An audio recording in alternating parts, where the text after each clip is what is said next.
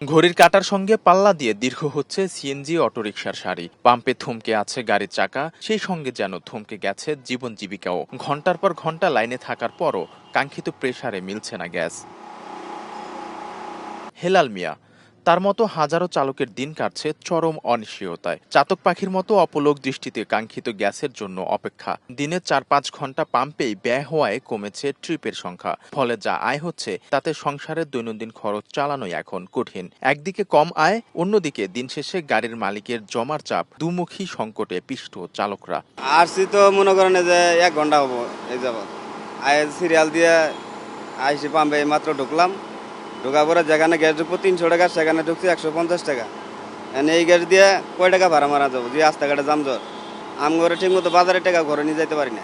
গেল ১৯ আগস্ট মহেশখালীর এক্সিলারেট এনার্জির ভাসমান এলএনজি টার্মিনালে হঠাৎ কারিগরি ত্রুটি দেখা দেয় গ্যাস সরবরাহ বন্ধ হয়ে যায়। দৈনিক প্রায় ৩০০ থেকে ৩৫০ মিলিয়ন ঘনফুট গ্যাস সরবরাহ বন্ধ থাকায় সরাসরি প্রভাব পড়েছে জাতীয় গ্রিডে। রাজধানী সহ দেশের বিভিন্ন অঞ্চলে তৈরি হয়েছে তীব্র গ্যাস খরা।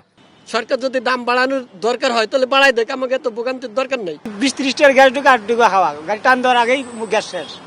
এইভাবে মনে করি খালি মালিকের জমা তুলে বাড়িতে ১ টাকা বাড়াতেছে না।